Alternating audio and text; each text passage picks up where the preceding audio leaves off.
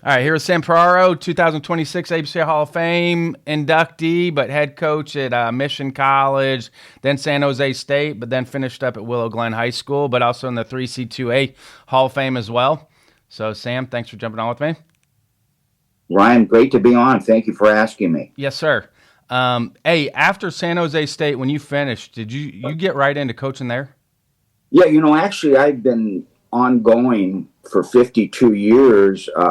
When I left San Jose State, I actually went back to Mission College. A friend of mine who was the head coach asked me if I wanted to get into teaching there part-time, and I went ahead and did that.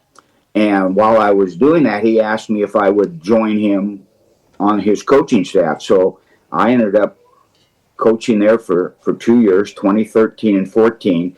And then I was contacted by Willow Glen High School, which, I'm about 10 minutes away from. And I had never coached high school before, so it was my first experience. And I coached at Willow Glen for 4 years, had a great time.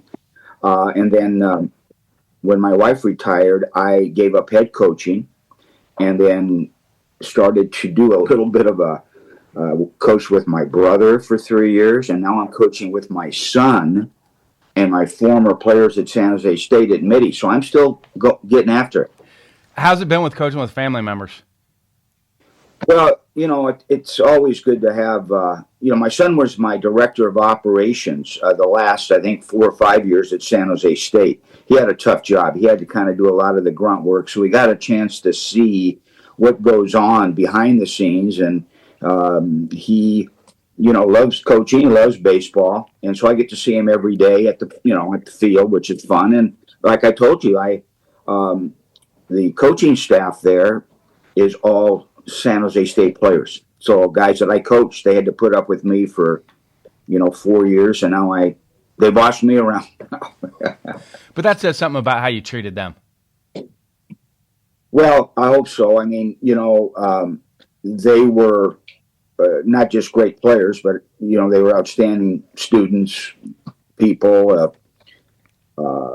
They enjoyed their experience, which certainly helps. I wasn't real easy on them, but they took it to the level that they needed to, and they're doing very well. So I'm just glad to be part of it, Ryan. From the outside now, what's changed for you with coaching? You've seen over 50 years of it. What's changed with coaching now? Well, I think now, especially with the advent of travel ball being so big, anytime you're teaching, anytime that you're trying to talk about a topic, explain a fundamental or a philosophy, you have to go into a lot of detail on the why part. I think you really have to sell why you believe in what you're doing. It used to be, when I broke in, and even the first 10, 15 years, a coach basically said, I'd like you to do this. This is how we want to do it. And you expected the player to do it. But now, they can get on YouTube. They can have access to other voices. And so you have to be, I think, a better teacher, just a better communicator in terms of the teaching part. Did you get started coaching JV at San Jose State? Was that your start? Yeah. So in 1973, which was my redshirt year at San Jose State, the head coach brought me in at the end of the season and said, he recommended that I may not make the team next year. And he said, but I want to ask you if you would be interested in being our head freshman coach. Back then, it was just freshman teams. It was a league here in the Bay Area. It was called the Bay Area Collegiate League. And that included Stanford, Santa Clara, Cal, USF, St. Mary's, San Jose State. And I had played in that league, but he asked me, would you like to do it? Asked me how many more years of school I had. I mean, it was a good discussion. I was honored that he asked me. I was 20 at the time, and I would be 21 by the time the season. So I went ahead, jumped in. I always studied the game, so I felt I was one step ahead of the players. But I had a really good group that year. We ended up winning that league, which, I looked at it and go, man, this is pretty easy. I think I'll keep on doing this. And then I found out it wasn't that easy. But I continued doing that for the next 2 years while I finished my degree. And then the head coach asked me if I would join him on the varsity staff, and he would help me start on my master's. And there again, I wasn't getting paid, but I was getting paid with experience. He allowed me a lot of leeway, and I assisted him for 3 more years as his number one assistant. And I had the unique opportunity to actually coach. As you know, I was 24 at the time. Coached third base, gave the signs, gave the defenses, ran practice. He trusted me, and it was a great experience for me. Was it difficult coaching guys your own age? Yes, originally it was. And so I had to coach. So in the fall of 73, I had to coach 2 of my roommates that I was living with. One was a pitcher and one was an infielder. And of course, they would quiz me, at times and say, hey, which coach thing, they kind of wanted inside information. And so I kind of learned at that age, at 21, that, I can't serve 2 masters, right? And I explained to them, I go, hey, sorry, guys, if you don't want to hang around with me, that's okay. But, Coach Mingus, I work for Coach Mingus. So so it was a little unusual. Let's just put it that way. At what point did the Mission College job open up for you then? So in April of 1979, which was my last year, as it turned out, at San Jose State, our head coach had a flyer, and he looked at me because he knew that I was looking for full-time employment now, because San Jose State didn't pay for their assistant coaches. That's just the way it was. And even when I became the head coach, that was still the case. And he said, this school is opening up. It's brand new, and they're looking for a coach, and I think you should apply for it. I'll write a letter for you, blah, blah, blah. So to make a long story short, I was one of 12 finalists, and I wasn't the most qualified. I know I wasn't. There were some really good people in that group. But I think they hired me because I was young. I was still single at the time, and I had Division I experience, and they felt maybe that would help them get that program going. So I was fortunate. I got the job. I spent 7 years at Mission, had a great time. I was there from age 26 to 33, and we did a lot of good things there. So it was a great experience. 2 state championships? Yes, 81 and 83. We had a great team in 85, and Mike Gillespie, who went on to coach at USC. Mike was the coach at College of the Canyons and had a great JC program, and he eliminated us. I had the honor of coaching against Mike in junior college for almost every one of those 7 years. We would be in tournaments and so on. And I tell you what, Ryan, to this day, I think he's one of the greatest game day coaches that I ever went against. Just a really good tactician. Even though he was an infielder, he handled the pitching. He called the games, controlled the games, and we ended up he got the SC job like a week before I got the San Jose State job back in 1986. So we had a lot of commonalities. Where did you start when you were building the Mission program? Where's the first place you started? Well, since there was no team, there was no field. First thing I did was, and at that time I was working in the cannery, because since I didn't get paid at state, my dad told me, hey, you need to get a summer job. And I worked at Del Monte Corporation's a pickle factory, and I would work minimum 10 to 12 hours a day, 7 days a week. So what I would do is, when I got the Mission job, I got off about 7 at night, and then immediately went to 4 or 5 sites that summer ball was going on. There were, in our area, we had 4 or 5 sites going on almost every night. And so I'd go down, and I can still remember the first player I ever contacted. He was a young man who was from Wilcox High School in Santa Clara. And I introduced myself and asked him about Mission College, because I had called every high school coach in my district to get names of seniors. That was the first thing. 8 coaches in that district. I got every senior, and then I got their numbers. We didn't have cell phones back then, and I just went to work. Anyway, this one individual looked at me and he says, "Well, I have 2 questions for you. Who are you? And what's Mission College?" And I just remember that. And he was the first player that really, accepted my invitation to come over there, start that program. Did you have to stay within district to recruit? Correct. We were in the same district as West Valley, and they were on the west side, and we were in Santa Clara, near Santa Clara University. But we all had the same schools. So I could not go out of my area and recruit a player. I mean, it's, obviously today it's a different ball game, but back then you could get into trouble if you went outside your district.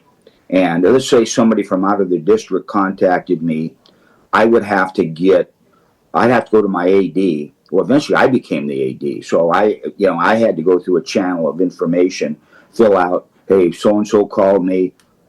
I'm going to now initiate communication with him. So the rules were very strict back then. Was the goal always to go back to San Jose State? That's a great question. While I was at Mission, I was offered the St. Mary's job in 1985 in Moraga. And it was the fall. The coach there had resigned to take a job with the Colorado Rockies in the scouting department, Tom Wheeler, just an outstanding baseball man. And they contacted me, and I actually drove up with my assistant at the time and spent the day in Moraga. Great campus, great area. But the fly in the ointment was I had to move. Okay, they would have required a move, even though it was about an hour and 15-minute drive. The AD was adamant. And so, my wife, had a good job here. She was actually the breadwinner for us early on, and she couldn't make the transfer, so I did turn the job down. And I stayed at Mission, and yes. And I interviewed for the Santa Clara job in 86 or 85, and John Oldham got it. John got that job. I was a runner-up, so the San Jose State job opened in June of 86, and then, yes, but I always thought going back to San Jose State would be a dream for me. If you asked me, hey, pick a job, it would have been that. I just didn't want to, bug Gene about when is he going to leave, hey, when are you going to retire? I just kind of waited for him he called me one day and said, Coach, I'm going to step down and I want you to apply for it. And that process started, trying to decide whether I wanted to leave a great job at Mission. I was the AD there, I was department chair, I was assistant dean of students, and I was the head baseball coach. So I had a really good job, and I actually took a pay cut when I went to San Jose State. How much of the coaching path, coaching journey, do you think is affected by family situations? That's a great question. I can tell you that in my situation, and there again, I had some opportunities to leave the area, and my family, our parents from here, and we love this area. And so, I wasn't going to say, hey, let's pack up and let's go over here. But we never had to move. I think that's kind of unusual, and it was a blessing. We did not have to move. And not every coach can say that. When did you start to develop the playbook? So, in 1976, the fall of 76, it would have been my first fall with the varsity. I put together a playbook. That's what I called it. And I wasn't married yet, but Joanne, who is my wife now, she ended up typing every page of it. Get this, every page, and then mimeographed about 80 copies. And so I told our head coach, I said, Coach, I'd like to give every one of these players this. And then I think you said you'd let me, run practices, but I'd like to have some meetings. And every player had a playbook, and we went over, the only thing that wasn't in there, Ryan, were signs. Because just in case, maybe you cut somebody or whatever, if the signs could get into the wrong hands. So we had everything in there, every offensive play, every cutoff, relay, pickoff, philosophy. It was a very detailed playbook, and that was my first one that I ever did. When did you start to add things like core values and some of the other stuff? Because I think it was always started with team stuff, on the field stuff, but I think over time it evolved into the life skills portion of that. No doubt. And we tried to identify 4 or 5 things that we wanted our program to stand for, okay? And, of course, we asked the players to live up to that. And I had a vocabulary list, which today I even use that today when our coach lets me get involved with that. And I always thought that was critical during a game, especially when you could maybe just have a word that could mean exactly what we kind of wanted to do. So along with that, we came up with a vocabulary and proved to be very helpful and effective for the players. Yeah, because you have respect, trust, pride, attention to detail, and toughness. Correct. And those things, to me, stand the test of time. I mean, I think in 20 years, those things would still hold. And there again, I quiz the players a lot. We had baseball IQ tests that we issued, and that was always a question that they knew would be on there. They had to, in detail talk about those things and why they were significant for our program at that time. So I believe in that stuff, to be honest with you. I think they're helpful for the players, and it helps your program overall. How do you address that with players when they're maybe not upholding those standards? Well, I think the key is teaching and trying to make sure they understand why you have that. Because words can get, a young man looks at that and says, okay, yeah, he has to say that. But I think we would spend a lot of time breaking down exactly what that was. And so if we did have somebody go, let's say somebody was late, had a propensity for not meeting, the guidelines of time, which was always my number one rule. And I always felt that was the one thing I wanted our players to understand, is the value of being on time, because it was respect for other people. And, on occasion we might run into something like that. And I would bring that person in and make sure that they understood why that was a big deal. Now, back then you could do more things. I mean, we ran guys a lot. Okay. I'm going to plead guilty on that. I played in that era. Okay. Since I hated to run, I used that. Okay. And our players, I had an assistant coach who was our conditioning guy, and they were terrified of him because he was tougher than I was. And I tell you what, I will argue with certain people that those types of things, they do deter, they prevent people from making those type of mistakes. And so they got the point. Let's just put it that way. I like the fact that you put in there applies to everyone in the program.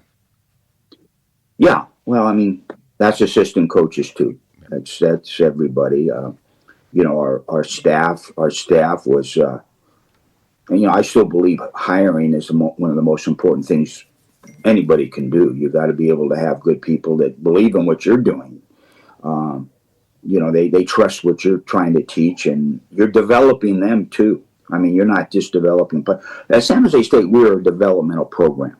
See, today, Ryan, I don't know how I function in the portal situation, NIL, because we believed in bring a high school kid in, and his first year might be a total learning experience, and he may not play a lot. He may even redshirt, but by his second year, he was ready to go. And by his junior year, he could help the young guys coming in. So we kind of wanted to develop our guys so they in turn could help new freshmen coming in. So they understood the system and what that system meant and why that system existed. You mentioned Mike Gillespie. Did your in-game stuff change by having to coach against him? Well, I know this. I never dropped my head. I was in full paying attention mode. And I'll give you some games that we played. I remember a game they beat us 1-0 at the Hancock JC tournament in Santa Maria. And this is for the championship game of that tournament. They had great teams in there. They always would bring in the best Southern California teams and the teams from Northern California. And he had a 1-0 lead in the bottom of the eighth. And I made a trip to the mound. I said, he's going to try to steal home flat out. So I'll let you wind up. But I want you to make sure you check before. And if he breaks, the hitter's not going to swing. So just throw a strike. And son of a gun. And he had a real fast guy there. And he tried to steal home. And we got him. And I was really happy about that because Mike was that type of coach. He'd pull everything. He had some great pickoffs.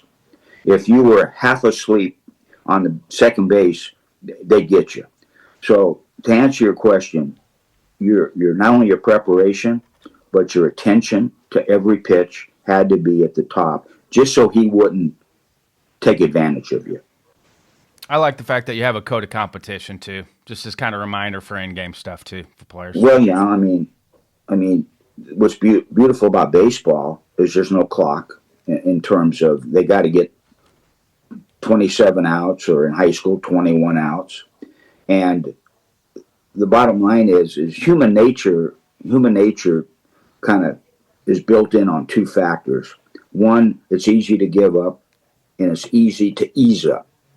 So if you're playing marbles with somebody and you're beating the crap out of them, and I got this one, you you back off a little bit, the other person comes back and beats you because you eased up. And same goes about giving up. Baseball allows you to compete and stay involved, and every out becomes valuable. I told the players, let me worry about the etiquette. Let me worry about winning, not to steal or squeeze or whatever. I'll handle that part. I know how to do that, but you play hard. In other words, ball's in the dirt, and you're on third base, and we're up by 7. If you can make it, you go. Because it's an insult, actually, to the other team. I mean, at the Division I level, the good coaches, they want to compete for a full ball game. So the code of competition is that you respect the officials. I never wanted our players talking to the umpires. I told them I was their attorney. And if we had a case, I would argue their case. And if not, let's not worry about it. I wanted them to respect the opponents. When we shook hands after a game, it was a handshake. It wasn't, sometimes you just brush each other's hand. We felt that we had to respect the opponent, whether there was a rivalry or not. I wanted them to respect the game, the umpires, the officials, each other. We're going to get beat. And the question is, did you compete for the duration of the game? That was the question. Why do you feel like we don't see as much sportsmanship now? Well, I think because all you got to do is get on TV and watch what goes on. I mean, it's like my son tells me, Dad, things have changed, okay? Just like, I didn't let the guys have long hair. They couldn't have, they had to be groomed. And when I went to Mitty, the school I'm coaching at now, my son warned me. He said, Dad, listen, some of these guys, Coach lets these guys have longer hair, earrings, things like that. And please don't make that a factor. And, since those guys worked for me, I said, God, they kind of knew how I felt about it. But my point is this, it's things have changed a little bit, but these guys watch on TV. They see the celebrations. I don't personally like them. Okay. Every time a guy hits a double, they've got it's kind of fun to watch, but I don't know if, I would encourage that. But again, play the game, be humble. If you hit a home run, get around the bases. You don't need to do jumping jacks and all that stuff. That's old school in me that I think should still be part of the game. I think as long as it's directed to your own dugout, it's fine. Yeah, exactly. Well, there again, your job as a coach is to make sure you're not only not getting on the officials, you're not talking to the opponents. That's just rule number one. Worry about your own team, give them a boost, do what you have to do, and then there again, the coaches that I had the honor of coaching against, they understood the etiquette of the game, respected the game, and kind of had the same feeling about it as I did. So I got along with those guys great. Did you feel like the 2000 team had a chance to go to the World Series? That team was not the best team that I ever had, but they had the best leadership. So the key guys in that group had been in the program since their freshman year and had developed to where they almost were coaches in a sense. So if we went through a rough patch, I always stayed out of the clubhouse, the locker room. I never went in there. I felt that was the players. But I can remember one time I went into the equipment room to turn something in or get a dozen balls, and I heard a voice in there and basically lecturing our players. And it was our team captain. It was our center fielder.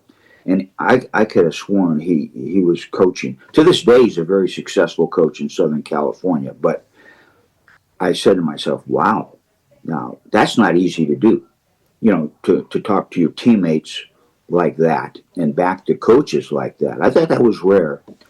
But we had several of those guys, Ryan. So in that sense, we could take a punch and come back. We can get off the mat maybe better than some of the other teams we had. That team was tough. That 2000. It was very. To get to Omaha, they went through. We went to Waco for the region. We had to play, I think, Baylor, Southwest Texas, and Florida. And Baylor was favored to win that, but I thought Florida was the best team talent-wise. I really did. And we got stuck playing them. We played them 3 games. And we were able to shut them down. Our pitching style gave them problems. We had the kind of staff. They didn't throw real hard, but they could really pitch. I had a great pitching coach, and he called the games and did a great job. So we won the first game, I think, 3-1. And then in an elimination where we could eliminate them, we were 2-0. They were 2-1. We've got them by 4 in the 9th with 2 outs and nobody on. Okay, so we're up by 3. It's 7-4, 2 outs, bottom of the 9th. And the third hitter that's up hits a pop fly toward the third base dugout, Florida's dugout. And our third baseman, I thought he was going to catch the ball, and somehow it got in the dugout, and the game went on. And that hitter eventually got a base hit. They got 5 hits in a row and walked us off. They walked us off. And our guys were devastated. And I mean devastated because they were that close to doing something that was really special. And I tried to explain to them. I said, hey, we got another day tomorrow. But I'll be honest with you, all of us were down. I was down. I don't think I slept a wink that night trying to figure out who was going to pitch the next day, because we basically had a 7-man staff, and we had used the bulk of the guys that we used to win a series. And we finally settled on a bullpen guy. Our setup man, closer, Jared Sandler, had never started a game in his career. It was a true story. And I called him on the phone that night, And I said, hey, listen, can you give me a couple tomorrow? Can you get through the lineup one time? And then we'll figure it out after that. So, of course, yes, sir, I'll be ready. The guy throws, maybe 79. He might hit 80, but he had a nice little screwball, and he could cut the ball a little bit. So he breezes through the first 3 innings. He breezes through. And we're up 2-0. And I asked the pitching coach, I said, because, we had guys down there. And he said, Coach, we might be able to get a few more out of this guy. So we literally, this one guy pitched in the bullpen 8 innings. Chris Sherman pitched a complete game in the bullpen. He was up every inning. And it turns out this guy Sandler went 9 innings. He went the distance. And to this day, I think that's the greatest pitch game in the history of San Jose State, what it did for us to get to the regional. And then we went to Houston, and we suffered the same thing in the second game. We won the first game, and then we got the game won in the 9th inning. We're the home team for that game, and we blew a bases loaded opportunity, and then Houston beat us in the 14th. And there again, we were in the same situation. Our guys outfought them the third game. So the toughness that you talked about, it's beyond toughness. They just had great character and resolve. And the key word there is they've been together 3 years. That was their 3rd year together. A lot of freshmen that were now juniors and seniors. Did they talk at all about how it's really hard for a team, you got a chance to put a team away and you don't, because as a coach you can talk about it, but the players eventually have to go out and play. Did they talk much about that, about being able to overcome that type of adversity? Well, we had a reunion, I believe in 2020, 20-year reunion, and each of them had a chance to get up and talk a little bit.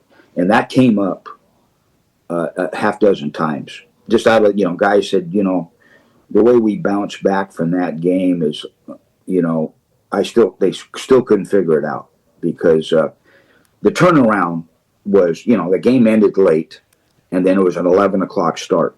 Okay, so the turnaround wasn't. Maybe that was good. Maybe that was good. We just got back in there.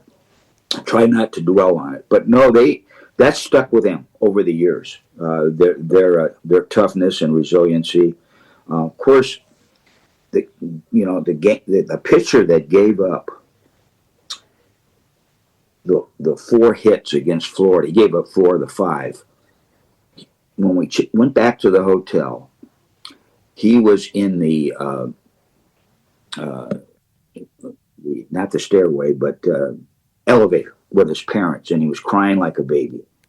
And our pitching coach and I looked in there, and his dad was on one side, his mom was on the other side, and he was devastated. And I was a little reluctant to go in, but because he had started the game on Friday. That's how we did things on that team. The Friday starter would close on Sunday if the opportunity presented itself, and then the Sunday starter, Tim Adonolfi, he would close on Friday, and they had the arms where they could do that. So today, I think I would get arrested for that, but we did that and got away with it. But I brought Chris in actually against Houston in that same situation. He did a great job and shut him down. Love it. You got a chance to go back then and coach high school. Are high school kids much different than college kids? I was reluctant to go back. I had never done it before, so what I did, I had 4 or 5 friends, trusted coaching friends, that I asked their opinion whether I should do it or not. 2 said no, and 2 said yes.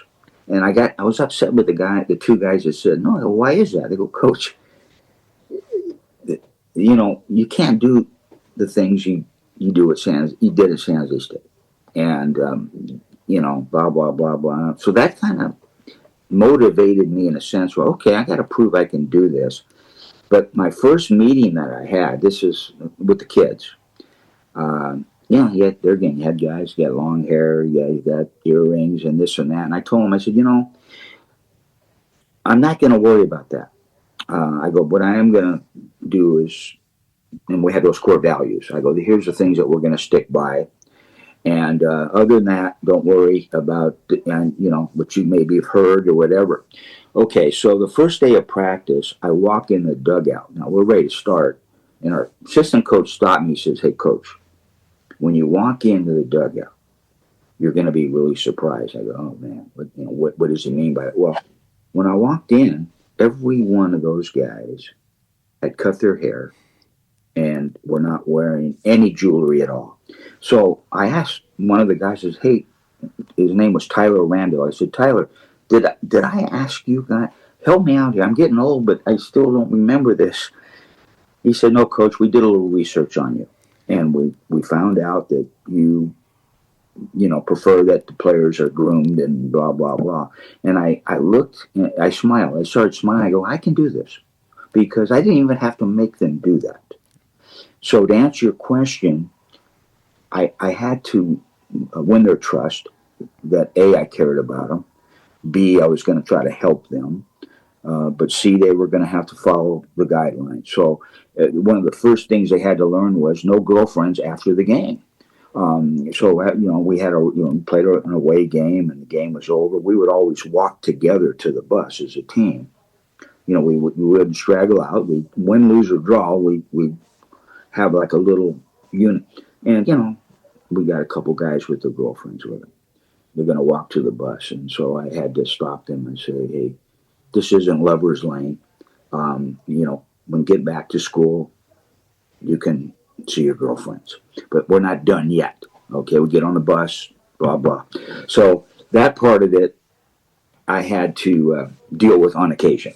Other than that, they did what I asked them to do. The hair thing is a team-led thing, though. Like that, I think if you say, "Hey, we're not doing it," they fight you on it, but they come to a consensus as a group. I think they'll do it.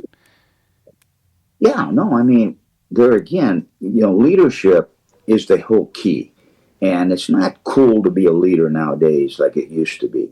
Leadership's hard. You can't go up to somebody and say, "I want you to be a leader." It doesn't work that way. Now they can lead by example. But I always thought it was important to have somebody that had the courage to, for example, in stretching before the game, plyometric stretching, I wanted total silence. I wanted total dedication to the 8 minutes that we were doing. Now, there was obviously sometimes where guys would be carrying on conversations. So whoever was in charge of that area, I'd ask them, I go, do you have a problem asking the guys for silence? Is that something you're uncomfortable doing? If you are, let me know. I'll put somebody else out there. And they took that as a challenge, and no, they were going to handle that. And they did. And again, it's a small detail. Somebody might say, well, why is that important? Well, in my mind, it's part of your preparation getting into the competition. It's just part of your prep. And you don't want to be distracted. You can relax on your own. Your mind can work for yourself. I just didn't like distractions or things that I felt might take away from the assignments or how they were going to go about their business. I think it's another opportunity to practice on getting into flow state too. That's the way you talked about the why. I think that was the why we've tried to explain to our players is like, this isn't, you wouldn't be talking fielding a ground ball or throwing a pitch or swinging a bat. It's another opportunity to try to practice to get into flow state and be in the complete present moment. It's just another opportunity with your stretching to be able to get into the present moment. No doubt about it. No doubt about it. I mean, you probably did the same thing. You'd have a game day itinerary timed to the second, right? And most of that. Now, I always gave our teams 20 minutes of on your own time. And it might be after we hit, it might be before we hit. But my point is that they could relax in the clubhouse or whatever and just, whatever. And then all of a sudden they looked up there and said, okay, time for this. And we stayed on that. Now, we practiced that too. That was something that's why the fall to me was the most fun that I had was the fall. Because you didn't care about winning and losing. It was development. You would practice what you believed in. If it meant benching a guy in a scrimmage, hey, that's great. It's not going to cost you. But he learned a lesson, you know. So there again, we practiced all that stuff. So when they got into the competition, it was not a surprise to them. You had an opportunity to coach quite a few guys that went on and played professionally. What was the difference with those players? Well, I think one commonality was if you were an infielder, they wanted more ground balls. Okay, they wanted more, and they wanted to be challenged a little bit more. I had some really good infielders, and several, went into pro ball. Some even went into the big leagues, but they wanted more work. Hitting wise, they may want to stay after. They wanted, and they liked the competition. I mean, they didn't like losing. Each player's a little different with that. Some players, it hurts more than others. And I always used to tell the guys, I don't expect any of you to take losing like I'm going to take it, because this is my job. But, I don't want to see any giggling or laughing or joking around after a loss. On the buses, bus ride, if we lost the game, they understood what the etiquette was. There again, if we won, I wanted them to celebrate too. But there was a difference between the winning and the losing. And I felt that the guys pick up on that. They really, hey, he wants to win. So if we want to have a better time, let's buy into this. And so I felt that was a help for us. I feel like they can take anything and turn it into a competition, the good ones. Yeah. To make it more fun. Yeah, well, there again, they like the tougher situation. So, for example, I had a guy named Kevin Franson. Kevin currently is the Washington Nationals analyst. He does the TV and stuff. And he came from a parochial school, Bellarmine Prep, which is outstanding baseball team program. And he was a 4-year starter for me. I missed his junior year. That's the year I missed I had cancer. I missed that year.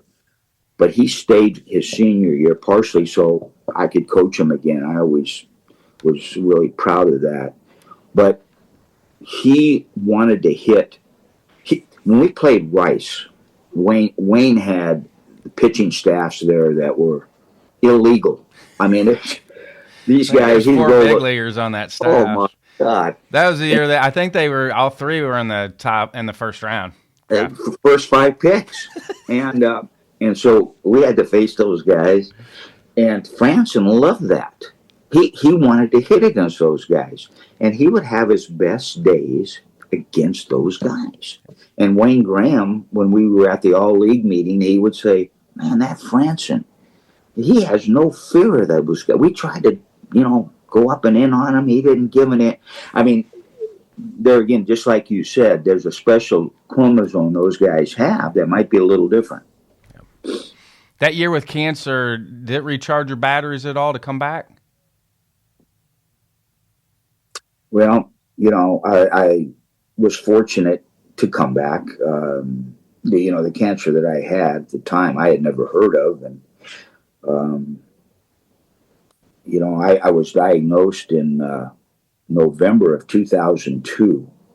And we had a 6-year run, Ryan, where the program was really playing well. The fruits of our work were coming into play. And so I was ignoring a lot of the symptoms that I had. Believe me, I was not feeling great.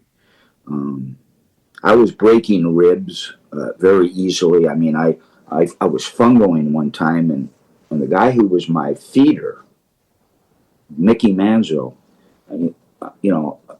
he goes, "Coach, what was that?" And I had snapped a rib.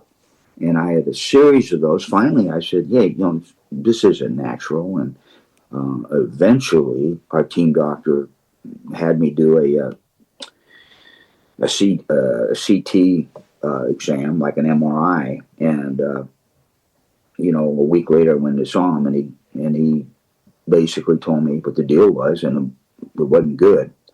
And then the following week, I got a doctor, a real good cancer doctor. He explained the deal. So coming back eventually became a goal of mine. But at that time, it was like, can I get out of this thing alive? Because the first thing the doctor told me is don't read the internet. Do not get on the internet. And I think he told my wife that too. She accompanied me on, every meeting. And the Baseball America, I'll never forget the head writer at the time at Baseball America, really good guy. And his name will come out. But he called me in my office. He heard about it. He said, Coach, I'm really sorry about this. You've had a really good career, and I'm sorry that, it has to end. And I said, hold on a second now. I said, he goes, well, no, I read about what this disease is. And I said, well, I don't want to hear any more about it. And he goes, okay. And, when I ended up coming back coaching, can't remember exactly when, 12 months later, 14 months later, he called me and he said, hey, I didn't mean what I said. So it was a very tumultuous period that we went through. But in the back of my mind, coming back was a motivation. I wanted to come back. Every day, you wanted to live for your family, but you also wanted to get back and do what you wanted to do. So I was fortunate that I was able to do that. How do you stay positive in that situation? Well, there again, don't read the internet, which of course I never did. The gut punches were when you would read the paper. I always read the paper, and you'd see where somebody died of that illness. So at the time I was diagnosed, Mel Stottlemyre and Don Baylor had been diagnosed. Okay, and I followed their progress. Stottlemyre, I believe, was the pitching coach with the Yankees at the time. Baylor was at either the tail end of his career or getting into, I don't know if he managed or not or whatever, but I followed their development. There were some people that died of it. And every time you read that, it was very discouraging because Geraldine Ferraro, you remember, she was a politician. She was a benchmark for that. She survived 17 years. And so that was a deal where, hey, she lived this long. Because, the doctors would tell you, hey, if we can get 5 years out of this, and I'd shake my head and say, 5 years? I go, I want it. I can remember at Stanford when I was part of my wife and I we were part of the experimental group, and you had to sign all this stuff, and she goes, you understand this, and blah blah blah. I said, yeah, I do. I know what I'm getting into. She goes, man, you seem like you're not. I go, no, I'm really nervous about this, but my profession, I have to find a way to win. My whole career is I have to find a way to win. So my situation was like this, Ryan. It was like I'm down by 4 in the bottom of the 8th, and Rivera from the Yankees came in for a 6-out save. Okay, they didn't save him for the 9th. They brought him in the 8th. So I had to overcome a 4-run lead against him in 2 innings. That was the situation I was in. Yep. What does going in the ABCA Hall of Fame mean to you? Well, obviously, big honor. It's something you don't even really think about, consider. When you get into coaching, those things never enter your mind. And to be honest with you, until I was nominated by our SID, I never really gave it that serious a thought because of the great names that are in there, the great coaches. And I coached against so many of those guys and had great respect for them. So, when I did get a phone call, I was actually watching Sunday Night Football with my son and got a call and it was very. And I've been lucky. I've been, the last few years I've been I've had some of these. This one hit me the hardest because of it's like your peers selected you. Okay, it was like the people that you had to compete against felt enough about you that you should be in their club. So that's the best way I describe it. I'm extremely honored. At what point in your coaching journey do you feel like it's now time to give back to future generations of coaches and players that are coming up? Well, that's what I do now. That's what I do now. I spend time. I'm like more of a grandfather coach than a father coach. When I was a head coach, I was a father coach. So a little stricter, right? A little bit more demanding. But now I'm more of a grandfather coach. So that doesn't mean I'm not going to correct them on stuff, but I'm a lot more supportive in terms of patting them on the back and trying to get them through a situation and understanding the value of teamwork and being unselfish. I want them to always be a good teammate, try to teach them what that means. And there again, the people I'm with over there at Mitty do a fantastic job. And that includes my son. They are they're very supportive of the kids. They have a good group. It's a parochial school. They're top-notch individuals, but they have some great leadership there. So I just try to augment that. I try to one-on-one more. That's what I do, more one-on-one. When I was more of a group coach as a head coach, I believed in meetings and briefings, and I felt you could accomplish a lot if you could talk good and your content was good. You can get points across. But I'm more now just an individual with a player. How do you relate being a good teammate? Because it's not like being a buddy. Like it's hard to be a good teammate sometimes. Well, first of all, you got to wish good things for that teammate. So I always used to tell the backup player, never wish ill on the player ahead of you. In fact, support that player more. So when he comes off the field after doing something well, congratulate him. And if he doesn't, try to pick him up. So don't sit there and oh, good, now I can get in. That to me is a big step in just making sure players understand that the karma part of this is real. And if you're not hoping your teammates do well, you're jealous of then it'll never work out. And it comes back to you at some point. You better believe it. And so that to me needs to be explained because I think it's very natural. Because, a parent wants their son to play, maybe at home. He's getting that pressure at home. I remember at Willow Glen, one of the meetings I had with the parents, I said, listen, you can help me at the dinner table. And what I mean by that is I want your sons to be comfortable telling you why they're not playing. I don't want them intimidated when you say, why aren't you playing, that you're going to come up with a cockamamie excuse.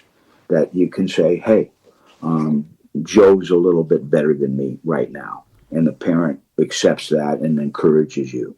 So a parent, especially at the high school level, they have to know what you're doing, why you're doing it. That's why I had at Willow Glen parent meetings all the time, because I wanted them to know why we were doing what we were doing with their sons, because we wanted to develop their sons more than just players. Do you have another fail-forward moment, something you thought was going to set you back? Could be professionally or personally, but it helped you move forward?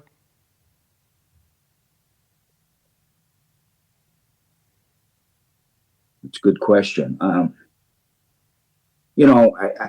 not getting paid when I started, my friends could never understand that. They could never understand that. So after my first year as the freshman coach, the guy who helped me was a great friend. We were in each other's wedding. He said, Sam, I got to go get a job now. And why are you doing this? You're not even getting paid. And I heard this from different friends. Why you're putting in all this time and you're not getting compensated. My dad told me one time, because I asked him what he thought.